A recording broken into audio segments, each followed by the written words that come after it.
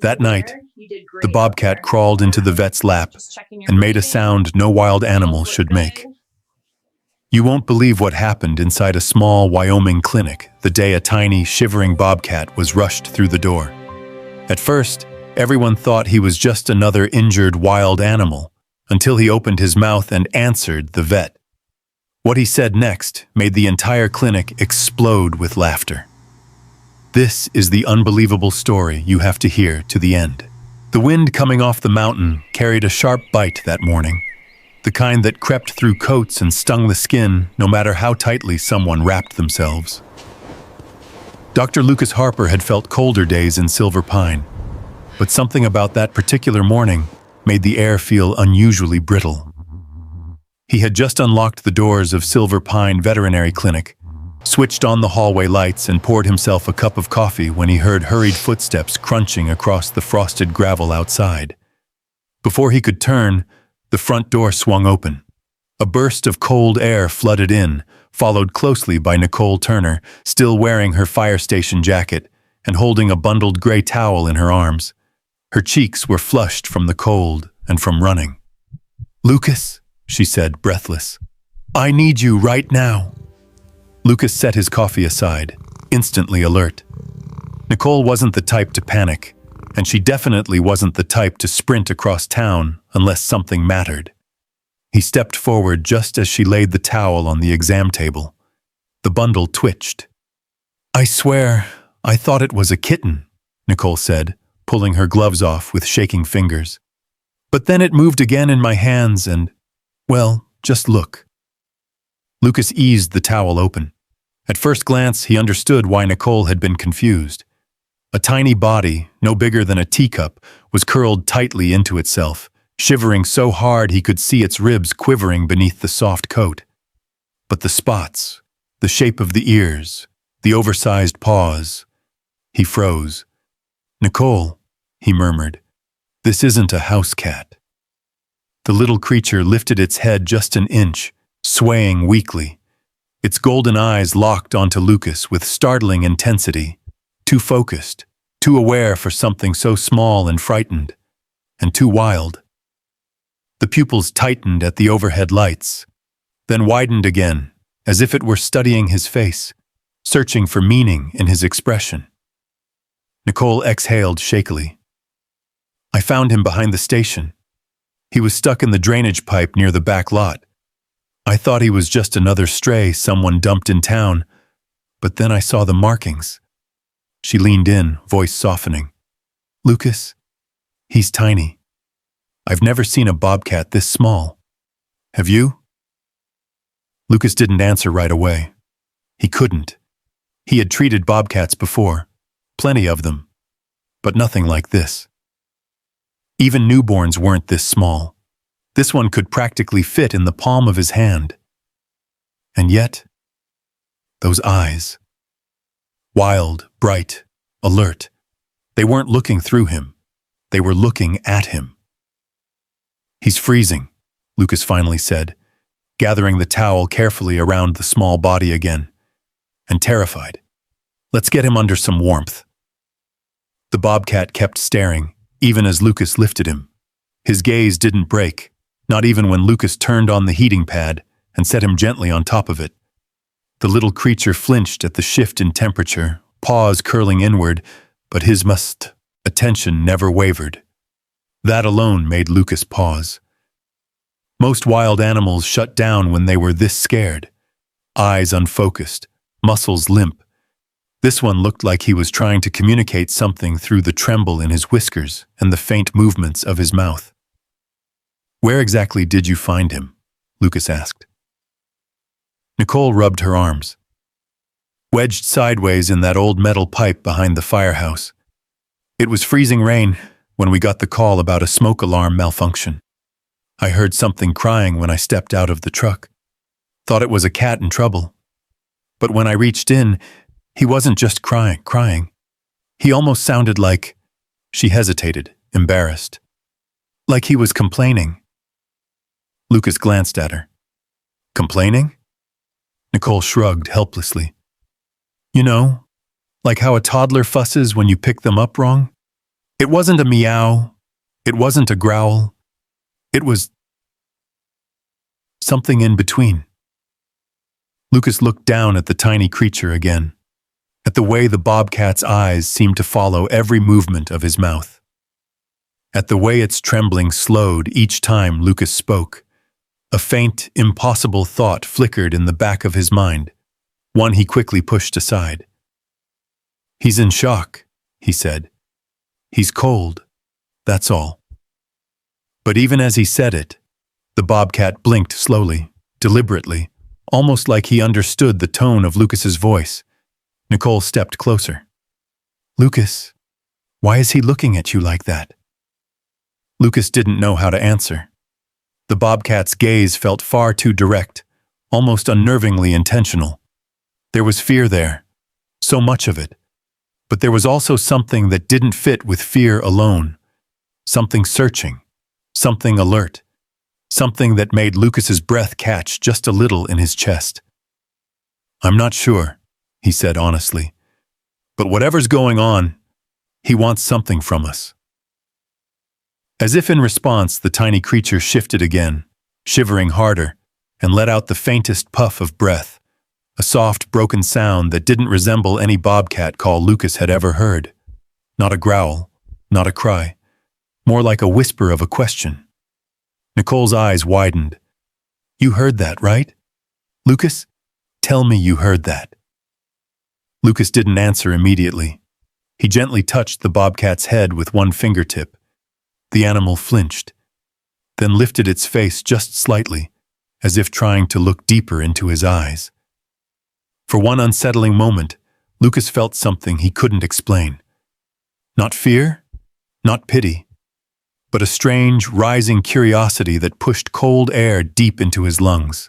This bobcat was impossibly small, impossibly weak, and yet somehow impossibly present.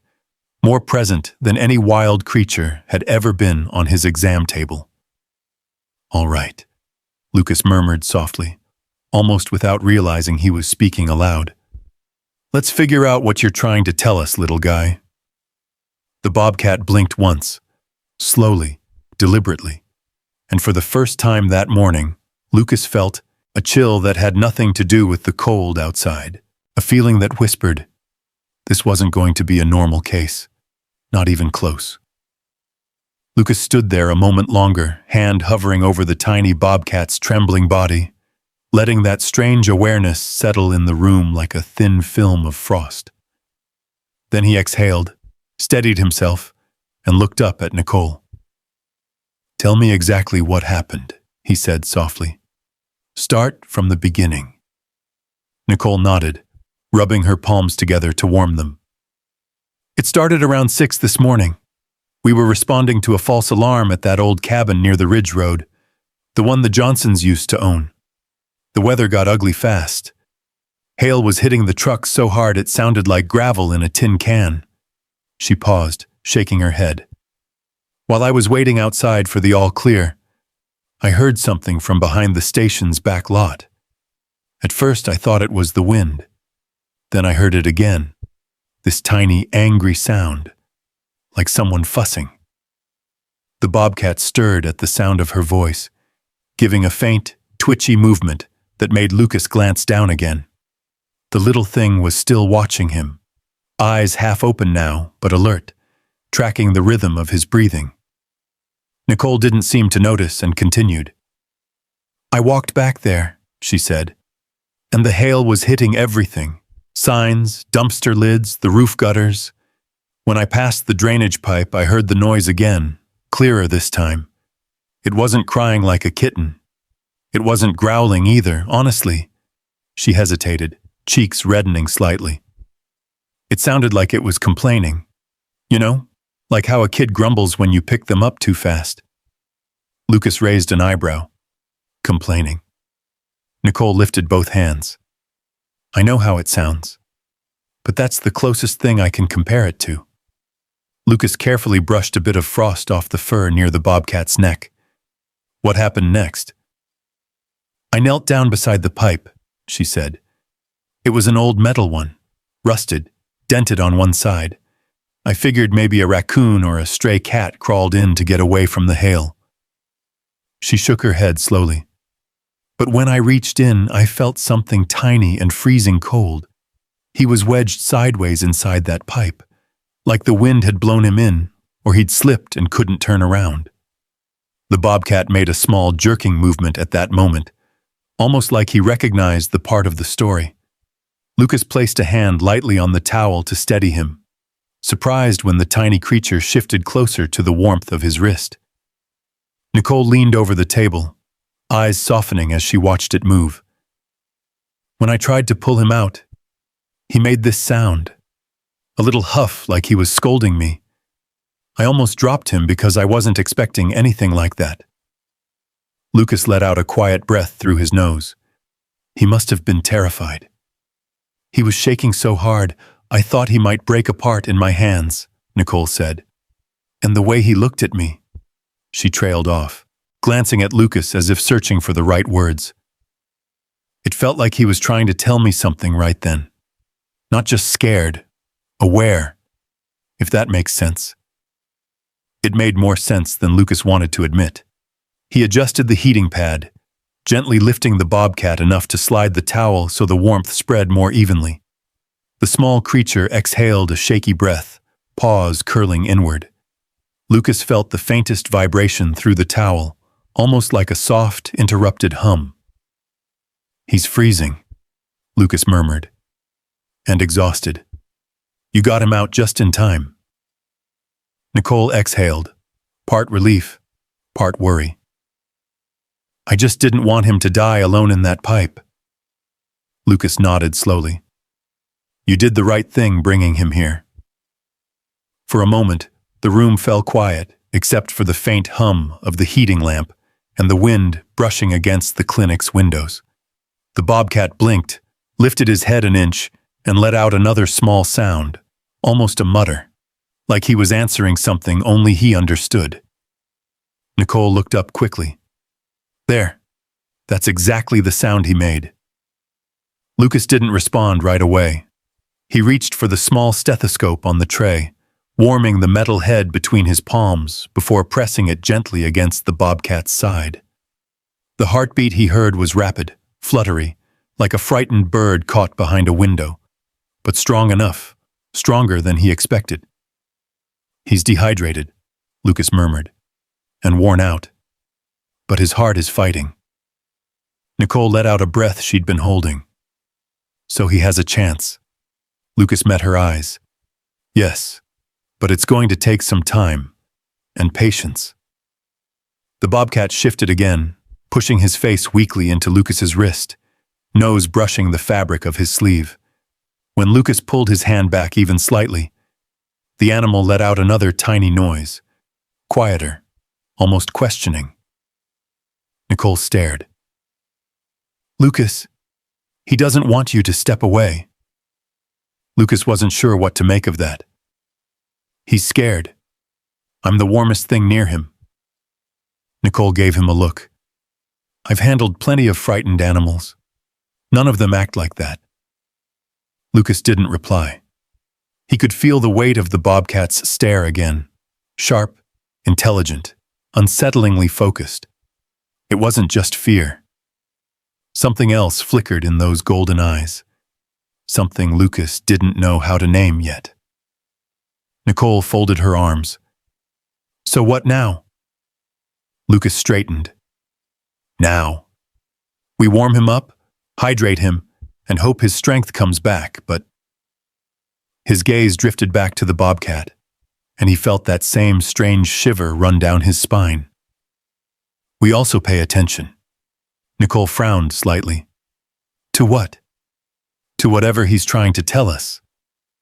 The bobcat blinked slowly, as if acknowledging the words. Then he let out a tiny, soft sound, so faint Lucas almost missed it. Not a cry, not a meow. Something in between, shaped by breath and effort. Nicole whispered, "Lucas, that sounded almost like..." "I know," he said quietly. Neither of them spoke after that. The wind grew louder outside, rattling the door, but the exam room felt strangely warm now. Warm in a way that had nothing to do with the heating pad or the lamp above them. Lucas rested one hand gently on the towel, feeling the bobcat's tiny body relax little by little. Whatever this little creature had gone through in that storm, whatever had left him alone in a pipe, fighting the cold, he wasn't done yet. And Lucas realized, with a strange tightening in his chest, that he wasn't just treating an injured wild animal. He was stepping into a mystery, one that had already begun whispering to him through tiny sounds and golden eyes, and it was only the beginning. Lucas stood beside the exam table longer than he intended, his hand resting lightly on the towel-wrapped bobcat as the faint tremble beneath it slowly eased. Outside, the wind pushed against the siding of the clinic in long, rolling gusts, but inside, the room felt still, almost expectant, as if the little creature truly was waiting for something, or someone. He leaned down, setting aside his stethoscope.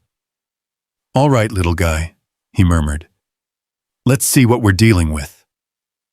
The bobcat twitched, lifting its head a fraction of an inch, its ears, still too large for its tiny skull, folded backward, then forward again, searching the room. When the overhead light shifted slightly, the animal's gaze darted to the movement, not with the dull panic of a wild creature, but with the sharp, deliberate tracking of something thinking through what it saw. Nicole, standing near the counter with her arms crossed, let out a quiet breath. "He's got some fight in him. I'll give him that." Lucas nodded.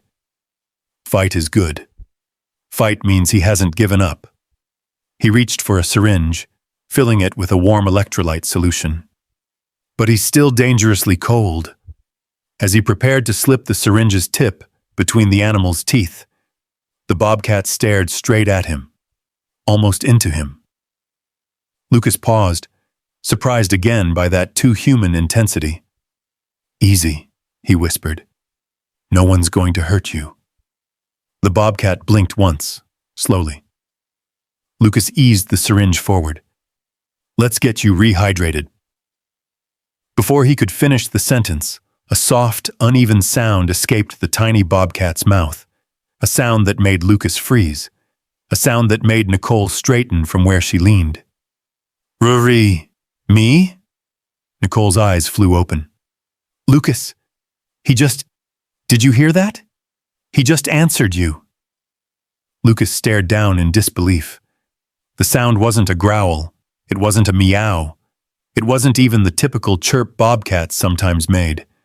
It had a pattern, a rise and fall, a structure. He tried again, slowly, cautiously.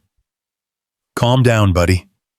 The bobcat's mouth twitched, and it responded immediately, voice thin, breathy, but unmistakably intentional. Me?" Nicole slapped a hand over her mouth. "Lucas, he's matching you. He's actually matching your tone." Lucas swallowed, every instinct trained from years of working with wild animals urging him to stay rational.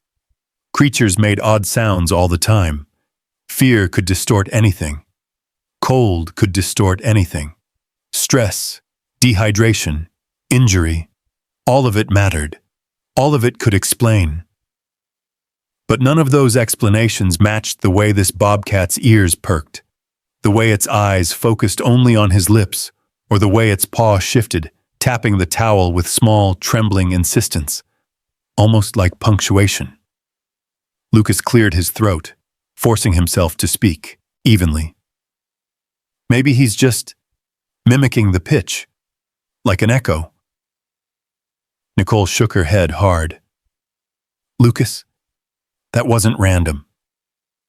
She leaned in. "Do it again. Say something else." Lucas hesitated. This wasn't something you just prodded for entertainment, not when a life hung in the balance. But the bobcat's eyes never looked away. Its breathing quickened in tiny huffs, like anticipation. "All right," he murmured softly. "Let's see." He chose a word as harmless as he could manage. Hello? The bobcat blinked. Its mouth opened a sliver, and then almost instantly, a soft, high-pitched sound drifted out. Hello! Nicole staggered back, hitting the counter behind her. Oh my, Lucas, what is happening? Lucas had no answer. He sat very still, staring at the small creature as it trembled on the heating pad, its golden eyes locked onto him with an almost unsettling clarity. Then something even stranger happened. The bobcat lifted one tiny paw, bandaged, stiff, trembling from weakness, and tapped Lucas's wrist. Tap, tap, tap, tap, tap. Lucas froze completely. The taps weren't frantic or random. They were gentle, purposeful, like someone knocking politely or trying to get his attention. Why, did he do that? Nicole whispered. Lucas didn't speak. Couldn't for a moment. He felt those taps echo in his hand, running along his skin like a message he couldn't read yet. The bobcat gave a small, breathy sound, almost frustrated. Nicole leaned toward the table again, lowering her voice. Lucas, that sounds like he's trying to answer a question you haven't asked. Lucas swallowed hard. Maybe he's hungry. At the word hungry, the bobcat jerked upright.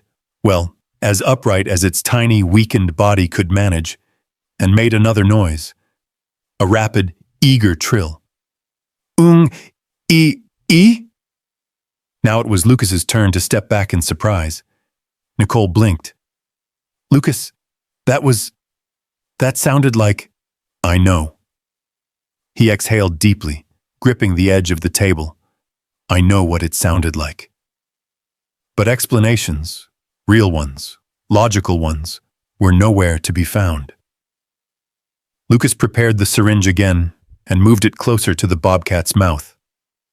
The moment the animal caught the scent of the warm liquid, it made a high, rapid chatter that nearly sounded like words tumbling over each other. Lucas guided the syringe gently, and the bobcat latched on, drinking greedily. Between swallows, it made small, rhythmic chirps, as if narrating the experience. Nicole leaned closer, awe written all over her face. It's like he's talking while eating. That's better table manners than half the guys at the firehouse. Lucas tried not to laugh, though a smile touched the corner of his mouth. You're going to confuse him if you keep laughing like that. But the bobcat didn't seem confused. In fact, when Lucas pulled the syringe away for a second to refill it, the tiny creature lifted its head and gave an unmistakably annoyed sound. Nicole turned to Lucas. He just scolded you. Lucas pressed his lips together, not entirely sure how to process that. The bobcat stared at him, waiting. Lucas lifted the syringe again. Okay, he said quietly. I hear you. The bobcat resumed drinking, paws curling slightly against the towel, body relaxing bit by bit as warmth and hydration returned. Every few seconds, it made another tiny noise. Shorter, gentler, almost conversational. The room had gone strangely peaceful now. The storm outside had eased, and the clinic lights glowed softly off the metal trays and glass jars. The bobcat's breathing slowed, its tiny chest rising and falling in steady rhythms. When the feeding finally finished, Lucas wiped the animal's chin gently. There, that's better.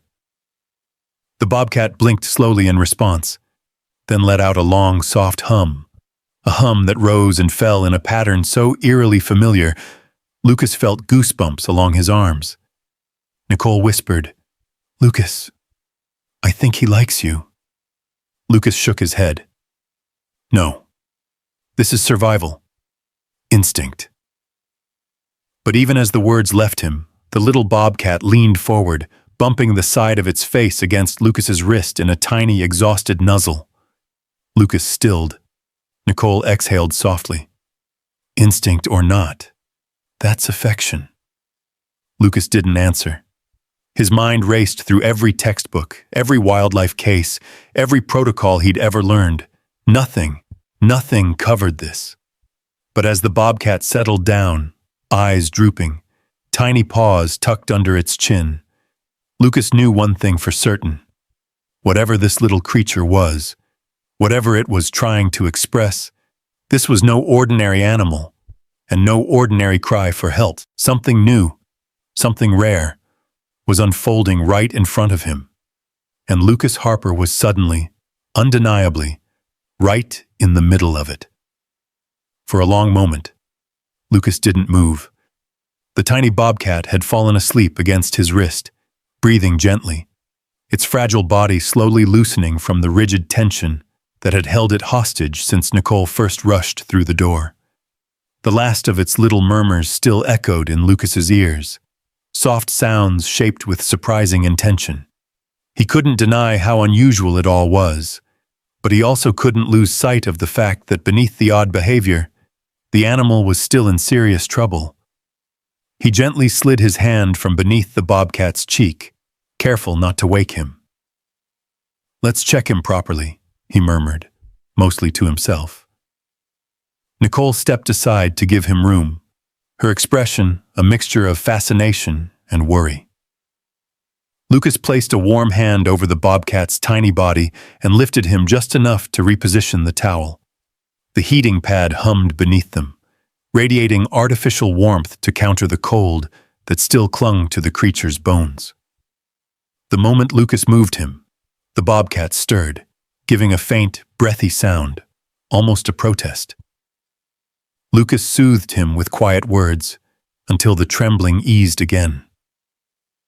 Nicole leaned closer, lowering her voice. "Lucas, do you think he's hurt worse than we thought?" Lucas didn't answer immediately. He reached for a small thermometer and examined the cub's gums, pressing gently with his thumb. "His temperature's still low," he said, shaking his head. "Skin's cool to the touch.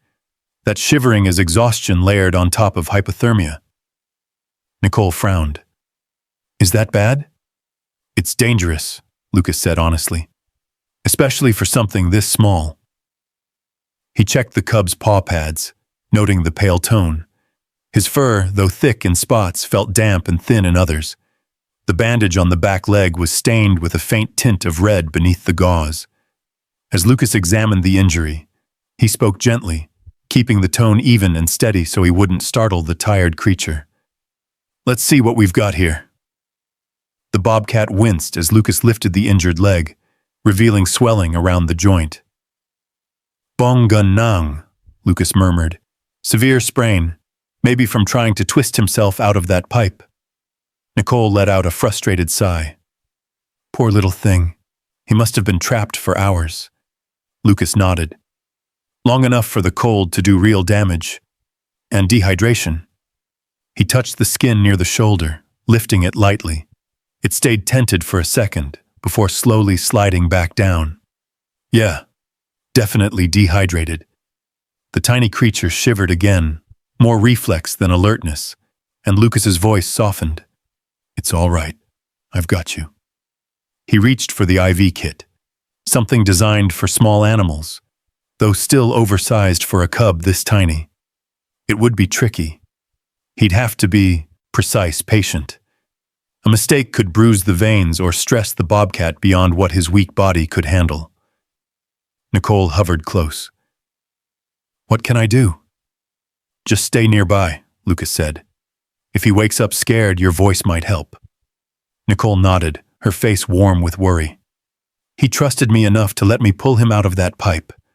I'll stay right here."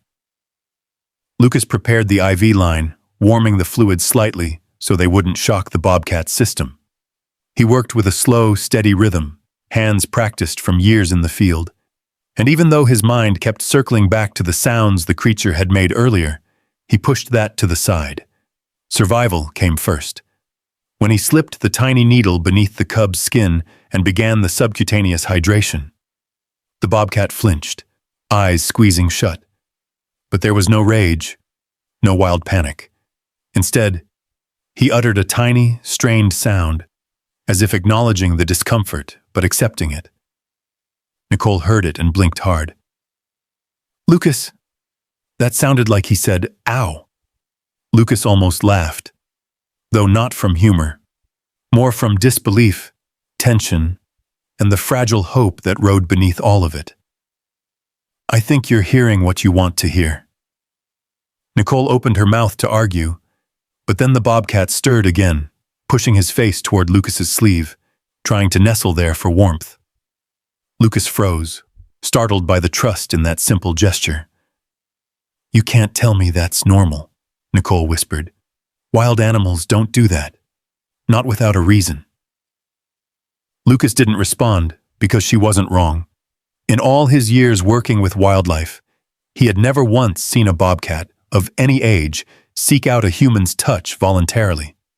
Instinct urged them to shy away, to guard themselves. But this cub melted into warmth like a creature that had chosen Lucas intentionally. He finished the hydration and carefully lifted the bobcat into a closer position on the heating pad. The animal folded his paws beneath his chin again, breathing shallow but steadier. Lucas checked the heartbeat, still fast, but stronger than before. We're not out of danger, he said. The next 48 hours are crucial. If his temperature drops again or if he refuses to eat, it could turn bad quickly. Nicole exhaled. Then we do whatever it takes. She glanced at him, including talking to him, apparently. Lucas gave her a look, but she wasn't wrong. The cub had responded more to their voices than to anything else. Touch helped, warmth helped, but voice? That was what made his ears twitch, his eyes focus, his breath shift. That was where the strange spark appeared, the spark that hinted at something more. Lucas pulled over the overhead lamp, angling it for better warmth without blinding the little creature. The light cast a faint glow over the exam table, and the cub's eyes fluttered open slowly. He stared up at Lucas again, exhausted, glassy, but still fiercely present. Hey, Lucas murmured, leaning closer. You're safe here. Rest. The bobcat blinked once. Then, so faint Lucas almost missed it. The creature whispered a soft, breathy, eh. Not a word, not even close, but something that matched the gentle tone Lucas had used. Nicole's breath caught. Lucas, I know, he said quietly, but let's not jump to conclusions. Even so, he felt a faint pull in his chest, a tug of wonder, confusion, maybe even fear. Something was happening here, something he didn't have a name for yet. He checked the bobcat's temperature again, and the reading had risen slightly. A good sign, a small one, but still good. He might make it, Lucas murmured, if he keeps fighting. Nicole smiled softly. He's a tough little guy. Lucas brushed a thumb gently across the towel-covered back. Tougher than he looks. The cub lifted his head just a fraction and tapped his paw once against Lucas's hand. A tiny gesture, a simple one, but purposeful. Nicole's voice trembled with quiet astonishment. He's talking to you again. Lucas stared at the cub, unable to deny it any longer. Something inside that fragile body wasn't just fighting for survival. It was trying to communicate, not with words, not with language, but with intention. And Lucas felt the full weight of that realization settle heavily on his chest.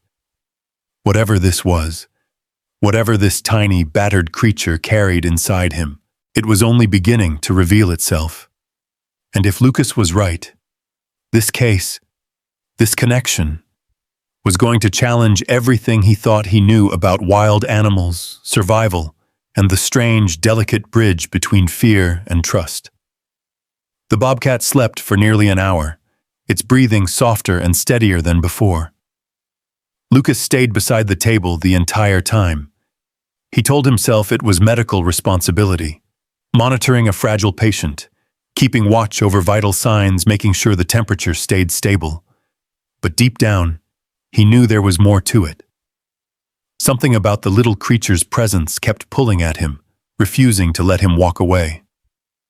When the bobcat finally stirred again, Lucas sat up straighter. Tiny ears twitched, a paw stretched forward. Then those bright golden eyes opened, slowly at first, then widening with recognition as they found Lucas's face. Nicole, who had stepped out briefly to answer a call from the fire station, walked back in just in time to see the cub lift its head. "He's awake again," she said softly, joining Lucas beside the exam table. Lucas nodded, lowering his voice instinctively. "Yeah, and that's a good sign." The bobcat blinked once and then let out a soft sound, thin but clear. "Ree?" Nicole's eyebrows shot up. "There it is again. He's talking to you." Lucas smiled despite himself. "He's vocal, that's for sure." But the tone in the cub's tiny voice wasn't random. It wasn't fearful. It had a pattern, a rhythm, short, deliberate bursts of sound that rose and fell like an echo of human speech. Lucas leaned closer, keeping his tone gentle and slow. "Are you hungry?" The moment the word hungry left his mouth, the cub's ears perked sharply. His pupils widened. Then, in a strange, breathy imitation, he answered, "E." Nicole gasped. "He did it again! Lucas, there is no way that's coincidence." Lucas didn't respond immediately. He couldn't. The bobcat's mimicry was too precise, too intentional. Animals responded to sounds all the time. But this wasn't just response. This was imitation. A fragile, struggling attempt to mirror the shape of words he didn't even understand. Lucas reached over to the counter, filling another small syringe with warm formula. When he brought it near, the cub surged forward, well, as much as his tiny, injured body could, chirping in sharp, rhythmic bursts. Nicole laughed softly. "It's like he's yelling at you to hurry up." Lucas shook his head, smiling despite the strangeness of it all. All right. I'm going as fast as I can." He guided the syringe between the tiny bobcat's teeth. The cub latched onto it immediately, drinking eagerly, and as he drank, he made faint chirps, little sounds that punctuated each swallow, like someone muttering comments under their breath between bites. Lucas had heard animals eat loudly, clumsily, even aggressively before, but never like this. Never conversationally. Halfway through the feeding, Lucas paused to refill the syringe. The cub stopped too, lifted his head, and made a drawn-out, annoyed trill. "Ree, Nicole slapped a hand over her mouth to keep from laughing too loudly. "Lucas, he is scolding you. That's not even a question anymore." Lucas shook his head with a breathless chuckle. "I've treated mountain lions half my size that made less noise than this little guy." He resumed feeding, and the bobcat dove in again, the tension easing out of his body as warmth and nourishment began to settle inside him. Between swallows, he paused to look up at Lucas, eyes glowing softly under the warm lamp, before returning to the meal. When the syringe emptied completely, Lucas wiped the cub's chin gently with a small cloth. The bobcat responded by leaning forward and pressing his face against Lucas's wrist with a soft, rumbling hum, something closer to a purr than anything yet. Nicole watched the moment unfold, her voice hushed. "Lucas, he trusts you." Lucas kept his hands steady, but his breath caught slightly. He's in shock. He's vulnerable. He's attaching to anything warm and familiar. Nicole raised a brow. "Come on. I've worked with injured animals plenty of times. They cling out of fear. This little guy, he's doing something else. He's choosing you." Lucas didn't argue. Not because he agreed, but because the bobcat chose that moment to tap Lucas's wrist with his paw again. Once, twice, then 3 rapid taps. Tap, tap, tap, tap, tap. Nicole let out a whisper of disbelief. "What is he doing?" Lucas swallowed. "Repeating a pattern." The cub tapped again, slower this time, as if waiting for Lucas to understand the meaning he himself couldn't express. Lucas leaned down. "Do you hear me, little guy?" The bobcat's ears flicked. Then, unbelievably, he answered. Me? The syllables were broken, breathy, warped by exhaustion. But the cadence, the rise and fall, was unmistakable. Nicole covered her heart with her hand, her voice cracking. "Lucas, he heard you. He really heard you." The bobcat curled into a tight ball again, but his eyes never left Lucas's.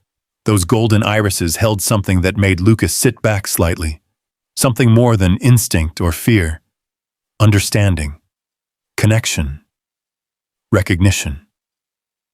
Lucas took a breath and let it out slowly. "I don't know what's going on here," he admitted quietly. "But whatever it is, he's trying. He's really trying." Nicole nodded. "And he wants you to know he understands, as much as he can." Lucas didn't deny it this time. He gently adjusted the towel again, making sure the cub stayed close to the heating pad. The creature's breathing slowed, deepened, and settled into a warm rhythm as he drifted into another light sleep. Nicole stepped closer. "Do you think he'll keep doing it? The talking thing?" Lucas shrugged softly. "I think he responds to tone, to attention, to connection." He hesitated on the last word. Nicole didn't. "He thinks you're his person," she said. "Whether you like it or not."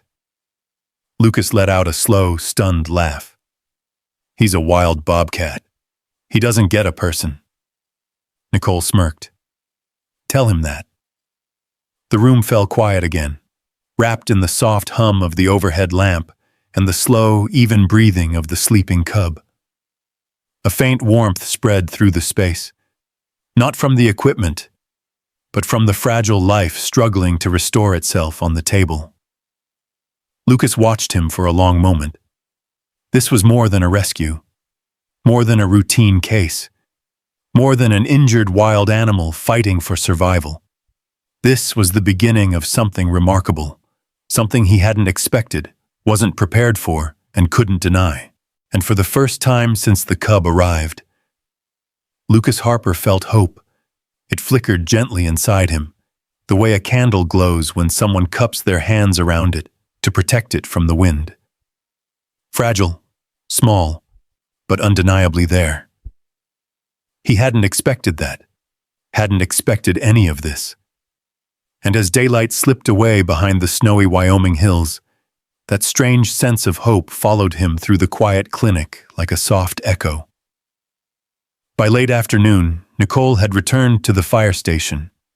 The other staff members finished their appointments and headed home. The streets of Silver Pine grew still, the kind of winter stillness that felt like the entire town was holding its breath. The clinic lights dimmed to their nighttime setting, and the building settled into gentle creaks and sighs. Only Lucas stayed behind. He didn't have to. The cub was stable now, warm, hydrated, resting.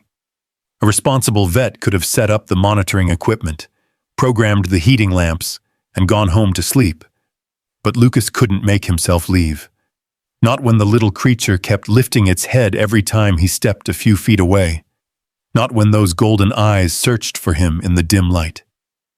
He pulled a padded mat onto the floor beside the exam table, knowing he was in for a long night. He wasn't new to after-hours care, but something about this felt different, felt personal. He checked the cub's temperature again, feeling his shoulders relax when the number came back slightly higher than earlier. Better. Stronger. "You're fighting," Lucas whispered. "Good." The bobcat stirred at the sound of his voice. His tiny ears twitched, his whiskers quivered, and a small hum slipped out of him, a soft, rattling murmur that carried more feeling than volume. Lucas leaned closer and found himself smiling without meaning to. "It's okay," he said gently. I'm right here." He pulled the towel up a little higher around the cub's shoulders. The heating pad cast a warm orange glow beneath the blanket, and the cub's breathing slowly settled into a steady rhythm. But after a few minutes, just when Lucas thought the tiny creature had fallen fully asleep, the cub jerked suddenly, eyes shooting open, as if startled by the quiet emptiness of the room.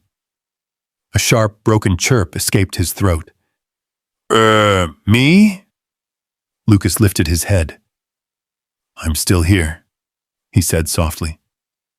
The cub blinked, and then, unbelievably, tried to climb. He wasn't strong enough. His bandaged leg buckled immediately, sending him listing sideways, but he still pushed forward, dragging himself in Lucas's direction. Lucas quickly lifted both hands and steadied him. "Easy, easy," he murmured. "You can't do that yet."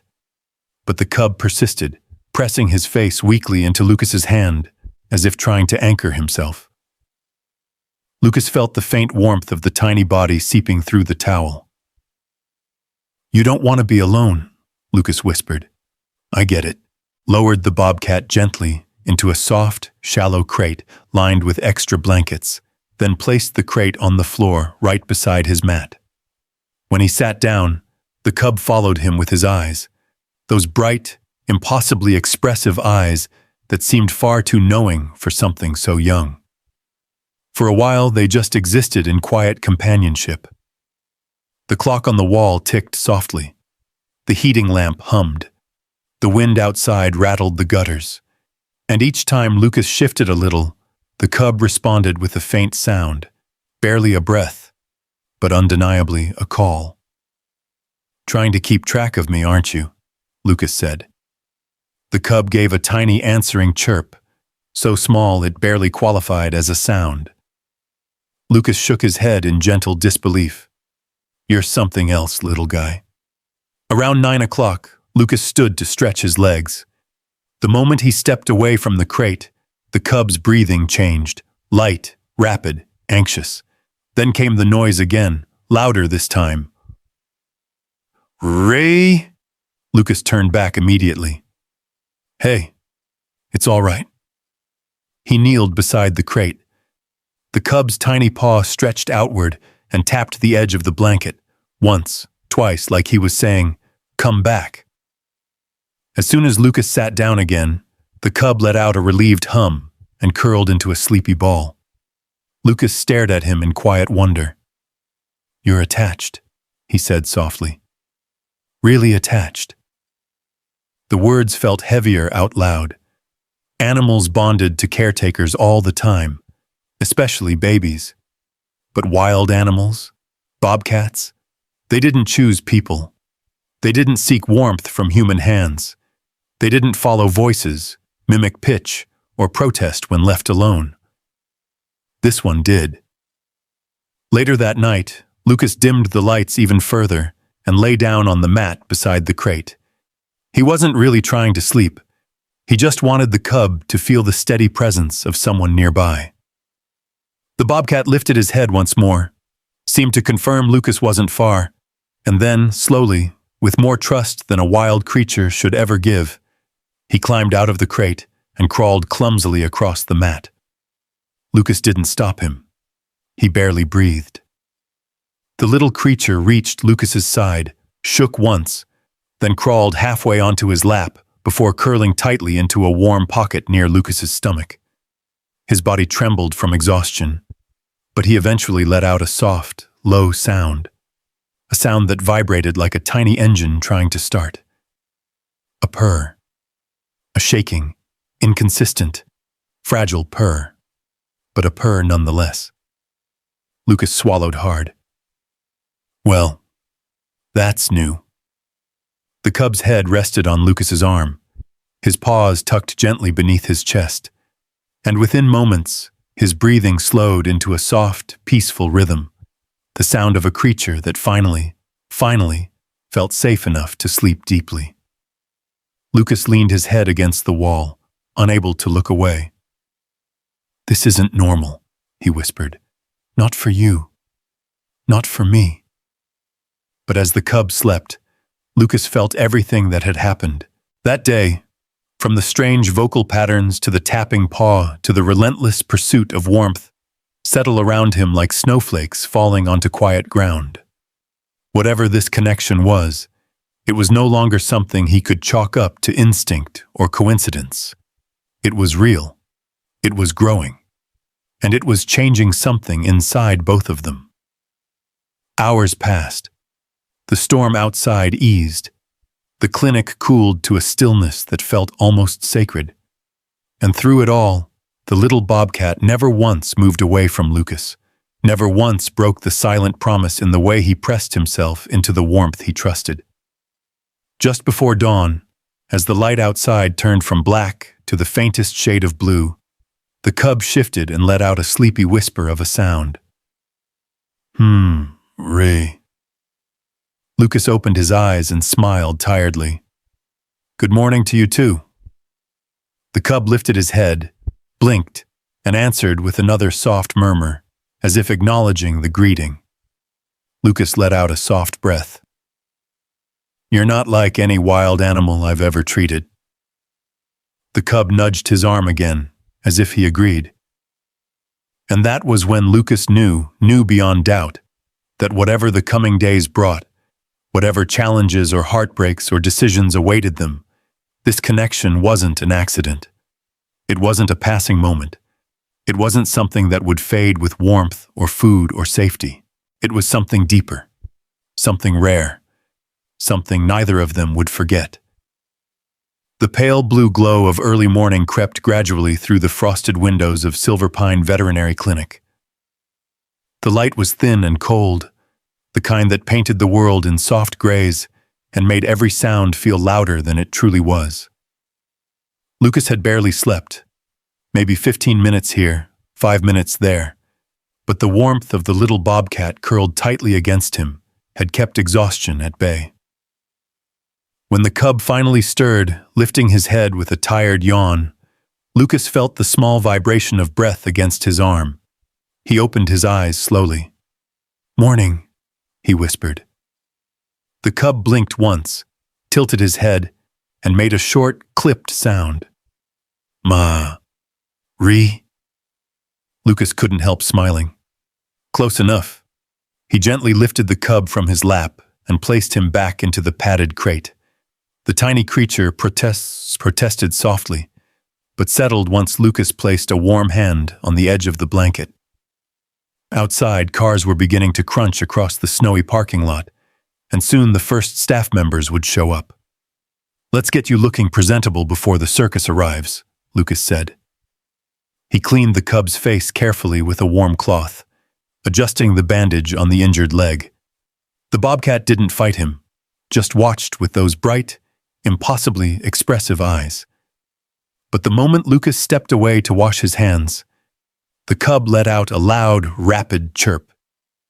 Ree!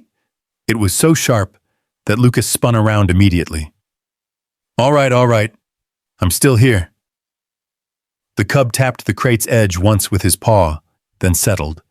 Lucas shook his head, half amused, half exhausted. You're demanding. You know that? The cub made a soft hum as if confirming it. By the time the clinic lights brightened and footsteps echoed in the hallway, the cub was wide awake, his tiny head poking above the blanket as he scanned the room with twitching curiosity.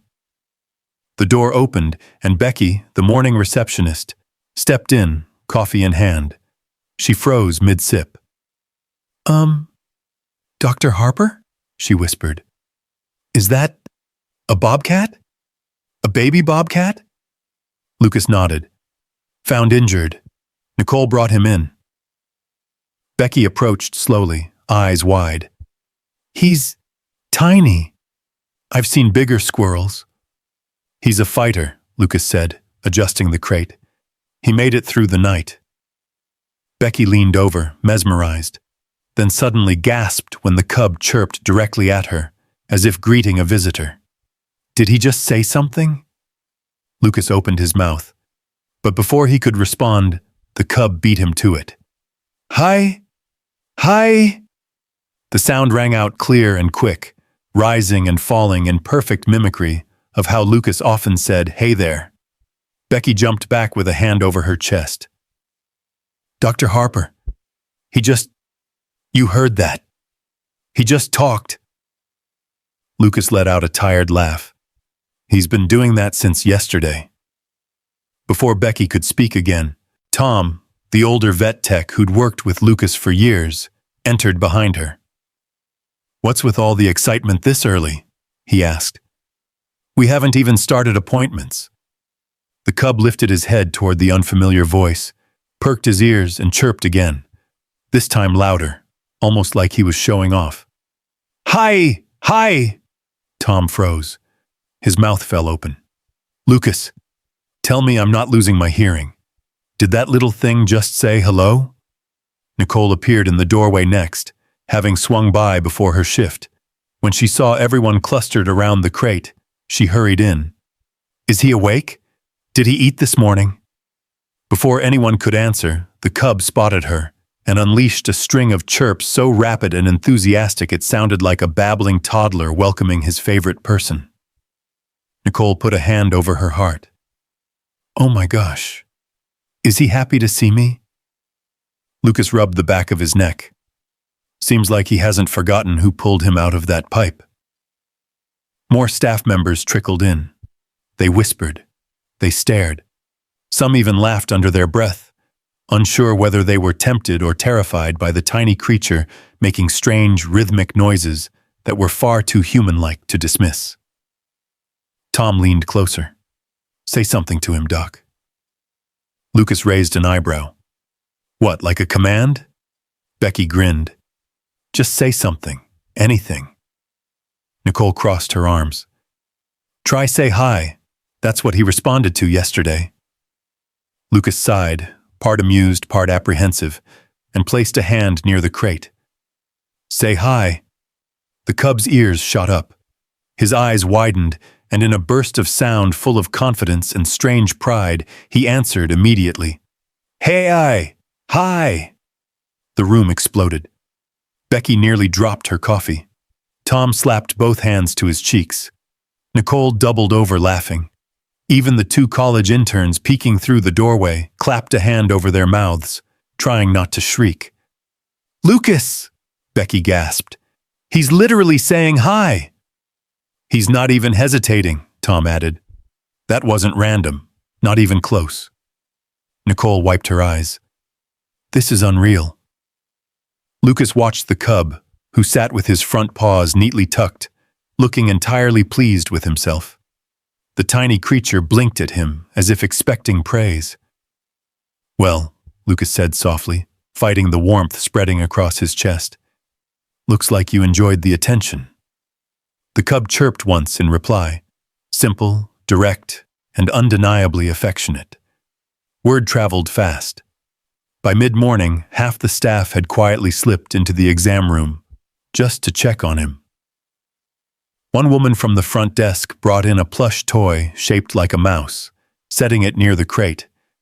The cub smacked it with his paw, then chirped triumphantly. Another tech waved from the doorway and nearly fainted when the cub responded with a soft, heh, low. Every new attempt only confirmed what Lucas had witnessed all along. This bobcat wasn't just vocal. He was interactive, responsive, engaged. And everyone who heard him walked away wearing the same stunned smile, minds wrestling with the impossible. Around lunchtime, Nicole returned with a sandwich, poking her head inside the room. "You holding up okay, Lucas?" "Barely," he admitted. "I've had a full clinic of people asking if they can take selfies with him." Nicole laughed. "Well, he is special." The bobcat chirped at her again, tapping the crate with unmistakable excitement. Nicole leaned down. "Hey, little guy." He answered once more with a soft, sing-song. "Hi, hi." Nicole's smile faltered into something gentler, something touched with awe. "Lucas," she whispered, "I know you don't want to admit it, but he's communicating, really communicating." Lucas didn't argue. He didn't have to. The evidence filled the room with every tiny sound the cub made. As the afternoon hour approached, the rest of the clinic resumed its normal routine. Dogs barked, cats yowled, phones rang, but in the center of all of it, the cub became a strange, quiet miracle, an echo of something no one could explain. And each time Lucas passed the crate, the bobcat lifted his head, tapped the blanket with his paw, and chirped in that same rhythmic, eager tone, never once letting Lucas forget the bond forming between them. Something deeper, something rare, something unforgettable. And for the first time since the little creature had arrived, it wasn't just Lucas who felt it. Everyone did.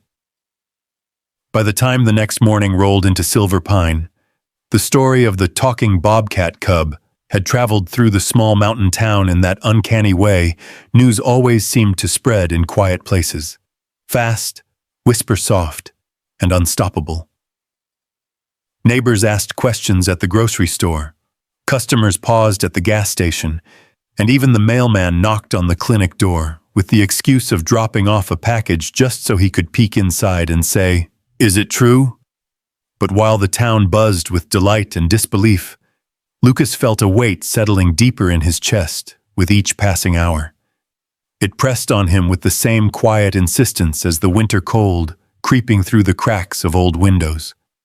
Because no matter how extraordinary the little cub was, no matter how much joy he sparked or how loudly he chirped his strange little imitation of hi, there was a truth Lucas could not erase. He was still a wild animal, and wild animals went back to the wild. That knowledge hung over Lucas like a shadow he couldn't shake. The cub healed quickly, so quickly that it almost startled him. Every day, the swelling in the injured leg decreased. The color returned to his paw pads. His appetite grew stronger. His body filled out. His coat thickened, shining under the clinic lights. And with each improvement, his voice grew louder, clearer, more confident. By the end of the week, the tiny teacup bobcat wasn't quite so tiny anymore. On Friday morning, Lucas walked into the exam room to find the cub standing, on all fours for the first time since he arrived. His injured hind leg touched the ground carefully, experimentally, but without pain. When he spotted Lucas, he let out a burst of excited chirps, tapping the blanket with that same familiar rhythm. "Ree-hee-ree!" Lucas swallowed the warmth rising in his throat. "Well," he said gently, "look at you, walking again." The cub took a wobbly step toward him, then another, tail flicking with determination. His body was still small, still delicate, but his movements had gained clarity, confidence.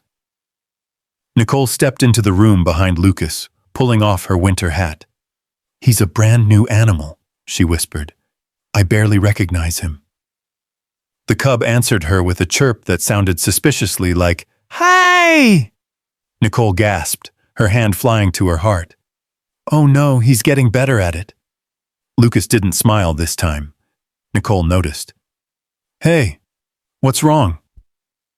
Lucas didn't answer right away. He lifted the cub carefully and placed him gently on the table for a final check of the leg. The bobcat leaned into his touch, humming softly, pressing his cheek against Lucas's sleeve as though trying to comfort him. Slowly, Lucas exhaled. "Today's the day," he said. Nicole's expression softened. "You're letting him go?" Lucas nodded. The words hurt more spoken aloud than they had in his head. Nicole stepped closer, her voice warm but steady. "Lucas, this is what's right for him. You know that." "Yes," Lucas murmured. "I do." But knowing what was right and being ready for it were two completely different things. He finished the final check. Normal breathing, steady heartbeat, no swelling, no tenderness in the leg, healthy temperatures. Everything, every sign, pointed to one truth. He was strong enough. He was ready. The cub tapped Lucas's wrist suddenly, 3 quick beats, as if sensing something shifting in the room. Lucas froze, Nicole watched silently. Lucas cleared his throat. "We'll leave after lunch. The forest should be quiet then." Nicole hesitated. "If you're not ready—" "I have to be," he said, gently stroking the cub's back. "He was never meant to stay here." At noon, Lucas prepared a small carrier lined with blankets the cub recognized. The moment Lucas lifted the door open, the little creature climbed in without hesitation, as long as Lucas kept a hand inside for him to nuzzle against. Nicole stood by with her coat on, her breath visible in the cold air of the lobby. "You want me to drive?" "No," Lucas said quietly. "I'll take him." He carried the crate outside. The cold wind bit at his face and the snow crunched beneath his boots. The cub peered out through the small vent in the front of the carrier, eyes wide but calm, watching everything around them. Lucas carefully placed the crate in the back seat of his SUV. As he closed the door, the cub made a small, questioning sound. "Ree?" Lucas rested a hand against the glass. "I'm right here." Nicole placed a hand on his shoulder gently. "Lucas, this hurts because you did it right. You kept him alive. You gave him comfort. But now you're giving him what he really needs." Lucas swallowed hard. "I know." They drove through the winding, snow-laced road to the edge of the Bridger-Teton National Forest. Tall pines rose like silent sentinels guarding the vast stretches of wilderness beyond. The afternoon light turned the snow into a sheet of shimmering white. Lucas parked the SUV and stepped out, breath fogging in the cold air. He opened the back door and lifted the crate carefully. The cub pressed his face against the vent again, chirping quietly. Nicole walked ahead, clearing a narrow path through the snow until they reached a small clearing near a frozen stream, the safest place to release a young bobcat. "Here," she said softly. "This is a good spot." Lucas set the crate in the snow, took a slow breath, and opened the door. For a moment, the cub didn't move. He sat just inside the opening, staring out at the towering trees, the sharp smell of pine, the cold air swirling around him. Then he turned around, back toward Lucas, his eyes brighter than ever, locked onto Lucas's face. Lucas knelt, his voice barely more than a whisper. "You're free now. This is your home." The cub tilted his head. Then he made a soft, elongated sound.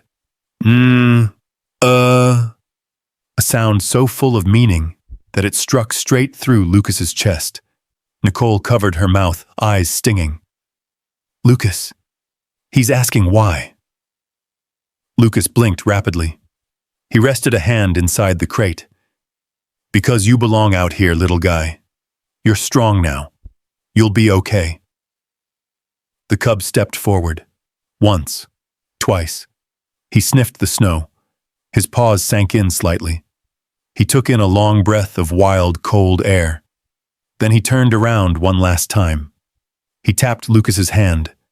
Once, twice. A slow third tap. Lucas swallowed the ache rising in his chest. "I know.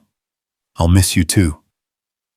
With a final, gentle sound, a sound filled with more emotion than seemed possible for such a small creature, the cub stepped out of the crate, took 3 unsteady steps into the bushes, and disappeared into the shadows of the pines.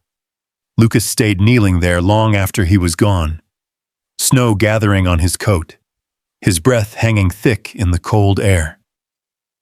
Nicole stood a few feet behind him. "You did the right thing." Lucas nodded, but his voice didn't come. The forest was silent, too silent. And for the rest of that day, and many days after, Lucas never forgot the way the cub looked at him before vanishing into the wilderness. A look that asked a question only the heart could answer, and one that left him wondering whether letting go was truly the same as losing. For a long time after the cub disappeared into the shadows, Lucas stayed kneeling in the snow. Snowflakes drifted onto his shoulders, dissolving into cold pinpricks as they melted through the fabric of his coat. The wind whistled through the pine branches, carrying the distant creak of frozen limbs. Everything around him felt suddenly larger, louder, emptier. Nicole stood a few steps behind him, hands stuffed into her pockets as she watched him silently. She knew better than to speak right away. Some moments weren't meant to be interrupted. Some moments had to sit heavy and whole before anyone dared breathe again. Finally, Lucas inhaled and rose slowly to his feet. His knees ached from kneeling in the cold, but it wasn't the cold that made him unsteady. It was the lingering echo of that tiny paw, tapping his hand 3 times before the cub slipped into the forest. Nicole stepped closer. "Lucas, you okay?" He nodded, though it wasn't entirely true. "I will be." They walked back to the SUV without speaking. The forest felt massive now, an endless expanse ready to swallow anything small and vulnerable. Lucas knew bobcats were resilient by nature, born survivors, built for the cold. Yet, as he started the engine, he couldn't shake the image of the cub's tiny prints in the snow, vanishing into the underbrush. Nicole buckled herself into the passenger seat. "He's stronger than he looks." "I know," Lucas murmured. "He's a wild animal," she added gently. "I know that too." Nicole looked out the window at the towering pines. "He'll be okay." "Yeah," Lucas whispered, though the words scraped against the quiet ache in his chest. "He will." The drive back to Silver Pine was quiet. Not uncomfortable, but heavy in the way a room feels after someone important walks out of it. When they reached the clinic, the staff had already begun the afternoon rounds. Becky looked up from the front desk, offering Lucas a hopeful smile that faltered the moment she saw his expression. "Is he?" she asked softly. "He's back where he belongs," Lucas said. "Healthy, strong." Tom approached slowly, wiping his hands on a towel. "Did he look scared?" "No," Lucas said quietly. "He looked aware." Becky nodded and forced a small smile. "That's good. That's how it should be." But the room felt different without the cub. Even the clinic seemed aware of the absence. Too quiet, too still, missing the strange little chirps that once broke the silence. Lucas walked back into the exam room and stared at the empty crate. The blankets were slightly rumpled, holding the faintest trace of warmth. He touched them gently, as if expecting the cub to reappear the moment his hand brushed the fabric. He didn't. Hours passed. The sun sank behind the snowy ridge, the evening appointments came and went. Lucas cleaned his tools, organized the back shelves, wiped down the exam table, anything to keep his mind occupied. But every quiet moment felt louder than usual, every shadow sharper, every silence deeper. When the clinic finally closed for the night, Lucas stood alone in the dim exam room. His reflection glimmered faintly in the window, and behind that reflection lay the white sweep of snow and the dark line of trees, the same trees the cub now called home. He rested his palms on the counter, leaning forward. "You're okay out there," he whispered. "You're built for it." But even as he spoke the words, a small part of him wondered if the cub, tiny, gentle, endlessly expressive, truly understood what it meant to be wild. The first night without the cub was the hardest. Lucas found himself listening for sounds that weren't there. The tapping of a tiny paw against the crate's edge, the little bursts of chirps whenever he walked by, the shaky hums that signaled the cub's contentment. Instead, the clinic hummed with the familiar noises of its heating vents and the gentle ticking of the wall clock. Nothing more. He stayed late, long after the staff left, doing paperwork he didn't need to finish. A stack of forms sat in front of him, signed and dated, but still untouched. His mind drifted constantly. At one point, he caught himself glancing toward the door, half expecting the cub to peek around the corner with those bright eyes and a chirp that sounded like, hello. But the doorway stayed empty. Around midnight, he stood from his chair, rubbed his face, and took the long, slow walk down the hall toward the kennel room. He paused outside the enclosure where the cub had slept during his first nights, curled up like a quivering little ball against Lucas's arm. The blankets were folded neatly now, clean, untouched. Lucas placed a hand on the doorframe and closed his eyes. "You're okay out there," he repeated softly. "You're meant for that world." But even with all his training, all his experience, all his logic, he couldn't shake the feeling that something was missing. Something small, fierce, fragile. Something that had left a tiny but unmistakable imprint on his heart. The next morning, the routine felt off. Tom greeted him with coffee.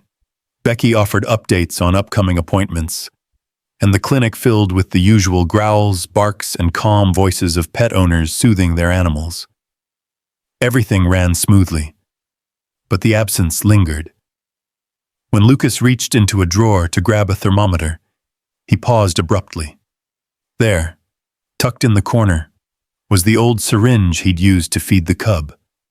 Cleaned, sterilized, but undeniable. His hand hovered above it for a moment, before he closed the drawer gently. "He's gone," he whispered to himself. "Let him be." But the words felt hollow. Nicole stopped by during her lunch break. She leaned against the counter, watching him, quietly. "You're thinking about him," she said. Lucas didn't deny it. "Every few minutes." Nicole smiled softly. "That means you cared. It doesn't mean you made the wrong choice." Lucas sighed. "I know. I keep hearing him. His little taps. His weird little version of hello." Nicole's smile faded. "Maybe that's how you know it mattered." Lucas nodded slowly.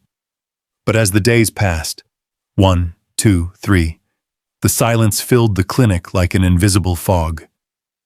He no longer heard the phantom chirps, no longer imagined the tapping on the crate. The ache settled deeper, quieter, becoming part of the rhythm of his days. He told himself again and again the cub was wild. He belonged in the forest. He was meant to grow into a strong, independent bobcat who would thrive in the mountains. And Lucas believed it. Almost. Almost. Because late at night, when the wind blew a certain way, carrying echoes from the forest, Lucas sometimes paused, heart lifted, breath held, wondering if maybe, just maybe, one day, that tiny voice might return. One day he might hear the chirp again.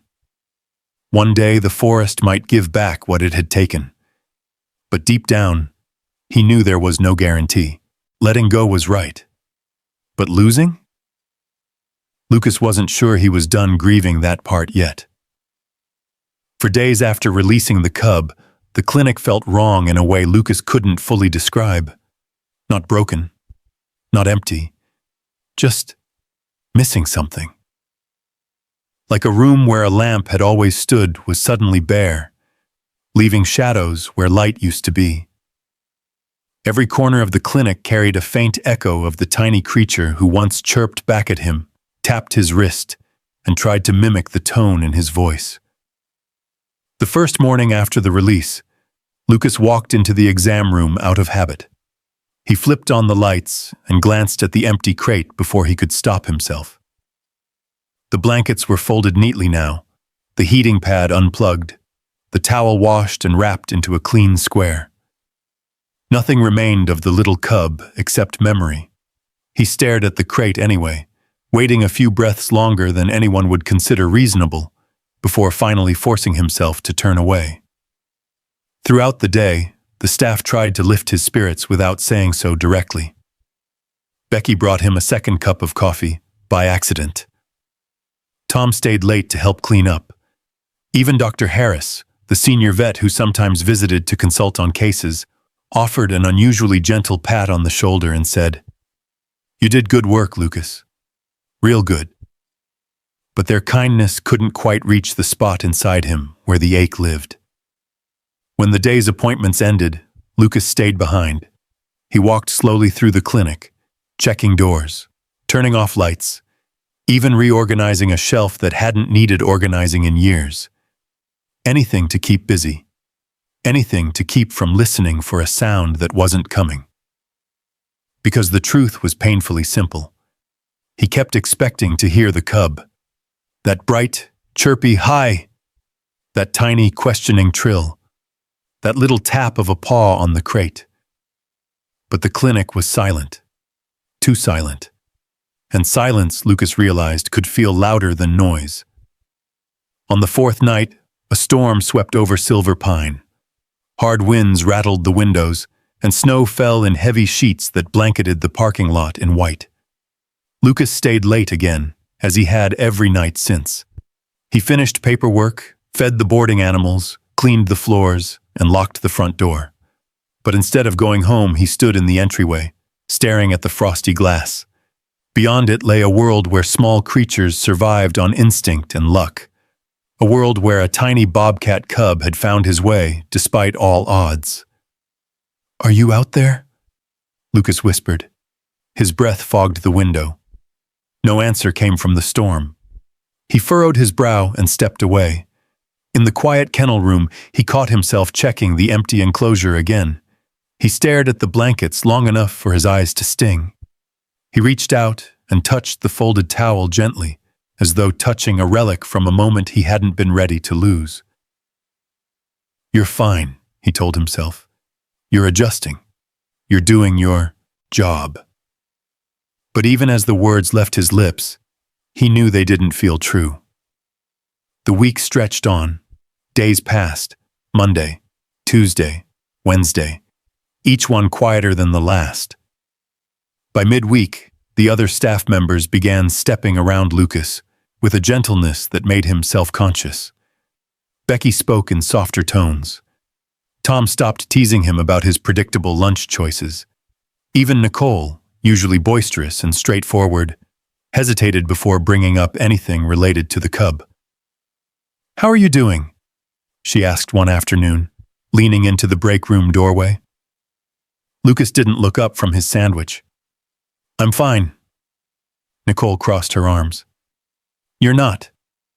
He sighed, pushing the sandwich aside. "I know releasing him was the right thing." "It was," she said. "You know it.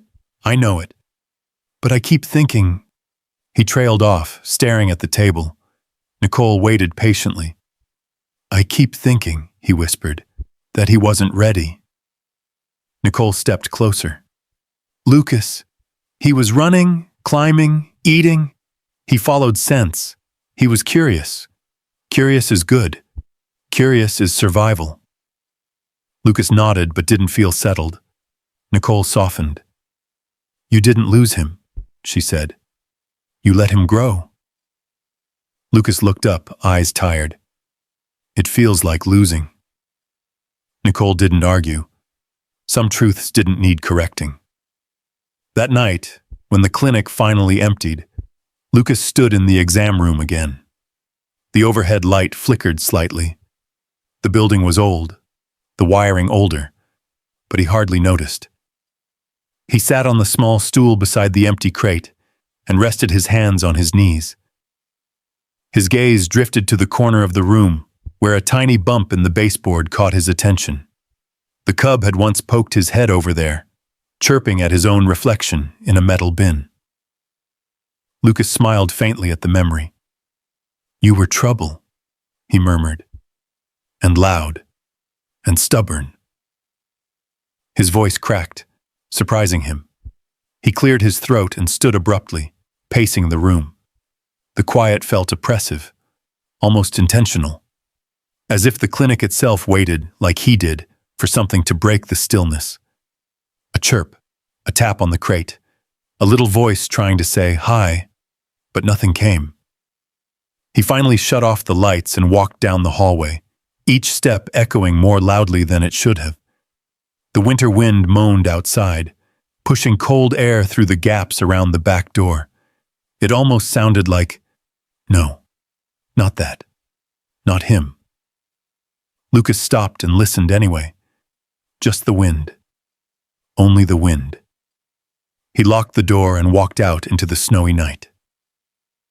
The next morning, the sky glowed with a pale gold light as the sun rose over the snowy ridge. Lucas arrived at the clinic early, unlocking the door while the world was still quiet. But something felt different. He couldn't name it, couldn't explain it.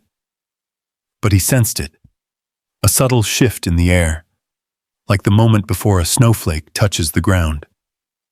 He walked slowly toward the exam room, the weight of routine on his shoulders.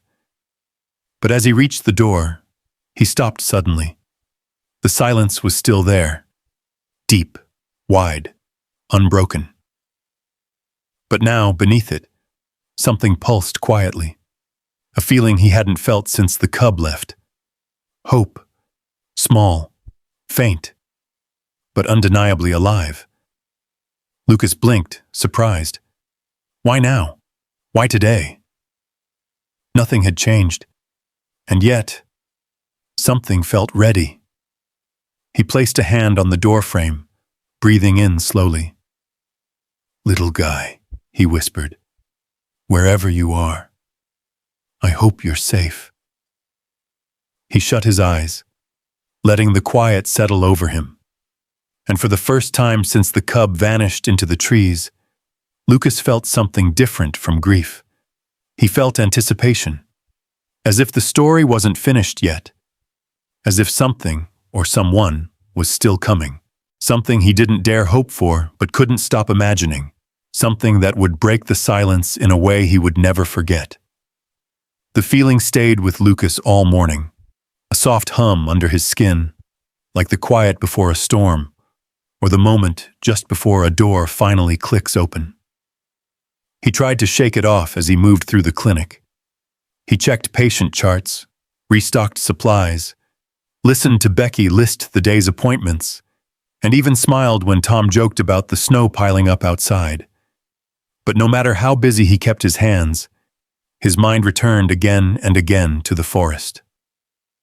The cub, those bright golden eyes, the sound that had once echoed through the clinic like a tiny bell.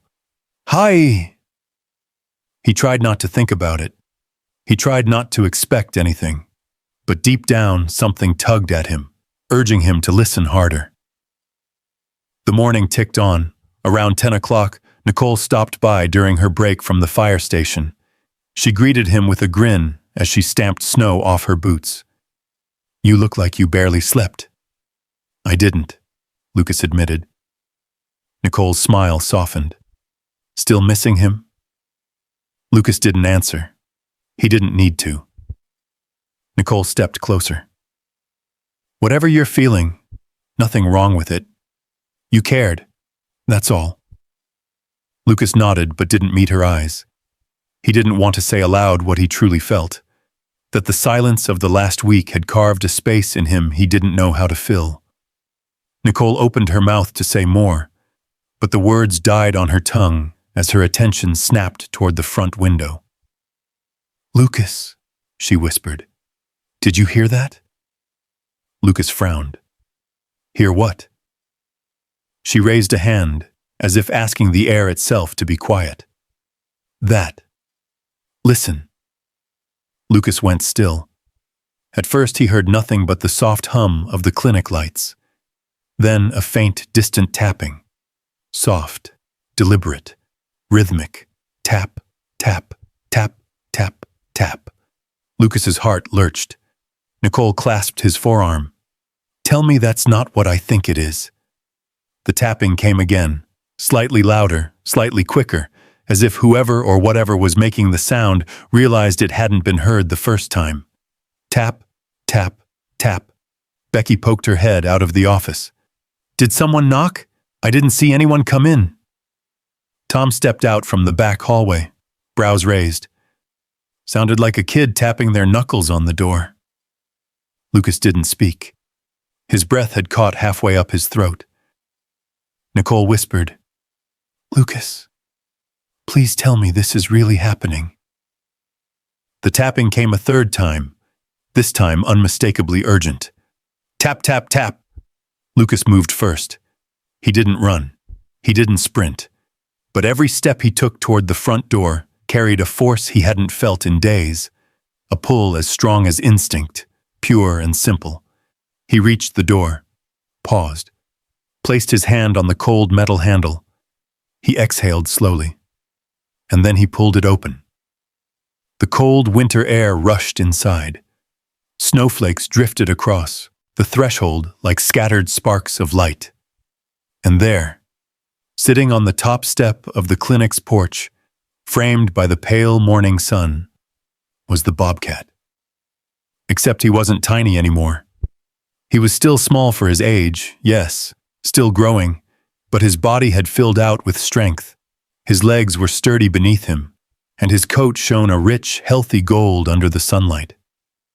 He looked whole, alive, confident, wild, and yet undeniably familiar. The cub, no, not a cub anymore, lifted his head at the sight of Lucas. His tail flicked once, almost like a greeting. Then he raised his paw. Tap, tap, tap, tap, tap. Lucas felt his knees weaken. A laugh, thick with disbelief, escaped him. You found your way back." Behind him, Becky gasped. Tom muttered a stunned prayer. Nicole pressed both hands to her mouth, eyes welling instantly. The bobcat chirped. But this time the sound wasn't small or weak. It rang out clear and melodic, rising, falling, musical in a way no bobcat call should be. He! It was unmistakably joyful, unmistakably proud, unmistakably him. Lucas stepped out onto the porch, kneeling down slowly so he wouldn't startle the animal. Though truthfully, nothing about this bobcat suggested he could be startled by Lucas anymore. Snowflakes caught in the animal's whiskers as he leaned forward. He dropped something at Lucas's feet. A single pine branch, fresh and green despite the snow. Lucas blinked. "You brought this?" The bobcat chirped again, a shorter, warmer sound. He nudged the branch, then looked back up at Lucas with those same expressive golden eyes. Nicole stepped into the doorway, tears in her voice. "Lucas, he brought you a gift." Lucas's throat tightened. He reached out a hand, palm open, moving slowly so the bobcat could choose whether to approach. The animal didn't hesitate. He pressed his nose into Lucas's hand with a soft, vibrating purr that rolled through the cold air like a tiny stream of thunder. Lucas let out a shaky breath. "I hear you, buddy." The bobcat stepped closer, brushing the side of his face against Lucas's wrist, just like he had during those long nights at the clinic. The touch was gentle, familiar, a quiet declaration stronger than any word. Behind Lucas, the clinic staff stood frozen, watching the moment as though witnessing something sacred. Becky whispered, "He remembers him, after all this time?" Tom wiped his eyes discreetly. "Animals, they don't do that. Not like this." Nicole shook her head slowly. "This one does." The bobcat finally pulled back slightly, but only to look Lucas directly in the eyes and chirp one more time. The sound held a rhythm Lucas recognized immediately. A greeting, a statement, an answer. "Ree-hee-hee!" Lucas laughed softly, warmth flooding through him despite the winter cold. "Yeah," he murmured. "I missed you too." The bobcat curled his tail once, then turned his head toward the forest, just briefly, before facing Lucas again. It was a message, a promise, a choice. He had returned, not because he needed shelter, not because he was hungry, not because he was lost, but because he remembered, because he wanted to, and because, in some strange and beautiful way, whatever connection had formed between them had survived distance, wilderness, and time. Lucas reached forward, gently scratching behind the bobcat's ear, just once, just softly. The bobcat purred again, deep and sure. Nicole wiped her eyes. Lucas, he came home. Lucas didn't correct her, because for the first time since that tiny creature had vanished into the trees, he finally understood. Some animals don't forget. Some choose their person, and some, no matter how wild, find their way back to the one who saved them. The truth of that settled around Lucas like a warm blanket against the winter cold. He knelt there on the porch, snow gently falling around him. The bobcat, no longer the fragile creature he once held in the crook of his arm, standing proudly at his feet. The pine branch lay between them, a small but unmistakable offering, a symbol, a message shaped not in words, but in intention. Lucas swallowed hard, emotion tightening in his throat. The little wild thing he had released into the forest, fearing he would never see him again, had returned against all odds. He had found his way back through snow, through trees, through a stem stronger than fear. He had chosen to return. Behind Lucas, the clinic staff held their breath. No one dared speak. Something about the air felt sacred, poised on the edge of a moment none of them wanted to break. The bobcat stepped closer, pressing his forehead gently against Lucas's knee. His purr vibrated through the cold wooden porch and up Lucas's spine, a deep, rolling sound that carried all the recognition, trust, and affection the animal couldn't express any other way. Lucas let out a slow, shaky exhale. "I missed you," he whispered. The bobcat lifted his head, ears perked, eyes locked onto him. Then, with deliberate care, he leaned down, nudged the pine branch forward again, and made a sound unlike any Lucas had ever heard from him. A soft, rising trill, followed by a gentle fall. "Ree, oh, Ree." Nicole stepped closer, tears still in her voice. "Lucas, he's talking to you again." Lucas rubbed a hand over his face. He never stopped. The bobcat sat back slightly on his haunches, tail curling around his paws. His eyes glowed with intelligence and something deeper, awareness, connection, memory. He opened his mouth again and made another soft series of notes. It wasn't a cry. It wasn't a meow. It wasn't anything that belonged to the forest. It was communication. He was trying. Lucas leaned forward, lowering his voice to a warm murmur. "What are you telling me, buddy?" The bobcat seemed to gather himself. His ears flicked.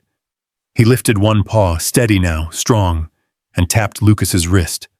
Once, twice, a quick, fluttering third. Tap, tap, tap, tap, tap, just like the first day. Lucas's breath hitched. The memory of that tiny, trembling paw tapping him for the first time thundered through him. That moment had been the beginning. This one felt like the circle closing. "Yeah," Lucas whispered. "I remember too." The bobcat chirped again, short, musical, bright as a bell. Then he pressed closer, nuzzling Lucas's arm with the same gentle insistence he had shown during those long nights in the clinic. His whiskers brushed Lucas's sleeve, and his purr deepened, vibrating with meaning. The moment felt delicate, suspended, like a snowflake hovering before it lands. Lucas cupped the bobcat's face gently with one hand. "Is this your way of saying thank you?" The bobcat stilled. Then, slowly, deliberately, he opened his mouth and formed a sound shaped so clearly, so purposefully, that every person watching gasped in unison. It wasn't perfect.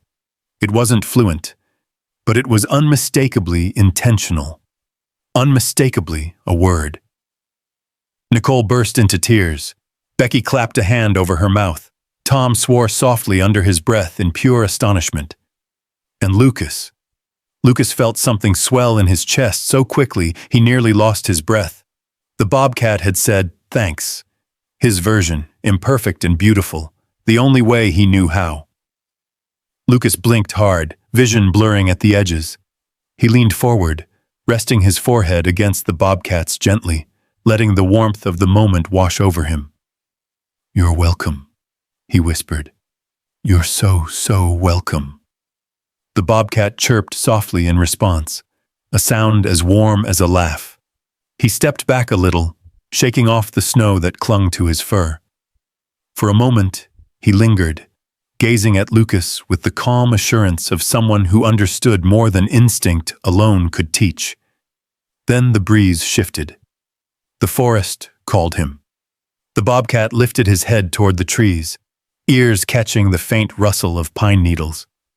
He turned back to Lucas one last time and made a final sound, a little trill, rising gently, then falling away, like punctuation at the end of a story. "He," Lucas smiled. "I'll hear you again. I know I will." The bobcat's tail flicked. Then, with the grace of something born for the wild, he leapt off the porch, landing silently on the snow below. He paused only once, glancing back over his shoulder with a look that spoke of connection, of memory, of something rare and extraordinary. Then he vanished into the forest, slipping between the trees like a whisper carried on the wind. A quiet fell over the porch, not the aching silence of loss, not the emptiness of absence, but a deep, warm stillness, filled with meaning. Behind Lucas, Nicole exhaled shakily. "Lucas, was that real?" He nodded slowly. "Every bit of it." Tom wiped his eyes. "I've been working with animals my whole life. I've never seen anything like that." Becky let out a soft, breathless laugh. "Do you think he'll come back again?" Lucas looked toward the tree line, where the snow fell in slow, gentle flakes. "I think," he said quietly, "that if he wants to, he will." The others drifted inside, still whispering in disbelief, still wiping tears from their cheeks. But Lucas stayed on the porch for a while longer, letting the snowfall gather on his coat, letting the cold air bite at his cheeks, letting the forest hum softly in the distance. He listened, and though the forest gave no further sound, he felt no sadness. The bond hadn't broken. The connection hadn't ended. It had just changed shape. And as he finally turned to step inside, Lucas realized something he had never believed before. Sometimes, the wild didn't take things away. Sometimes, it gave them back. In moments, in memories, in echoes of a voice that should never have existed at all. And somewhere out there, carried by the wind through the mountains of Wyoming, he was certain he heard it. A soft, playful trill, a whisper, a promise. And just like that, our story closes. But the bond between Lucas and that remarkable little bobcat lives on in every breath of the Wyoming forest. Now I want to hear from you. If you were Lucas, and that bobcat returned to your porch after weeks in the wild, would you let him keep visiting you? Comment 1 for yes. Comment 0 for no.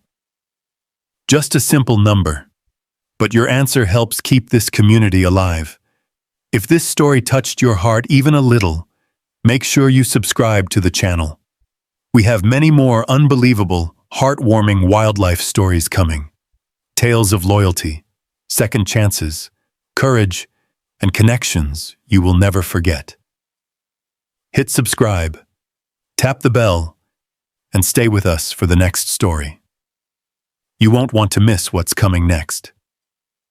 Thank you for watching, and here's hoping the wild brings you a little miracle of your own.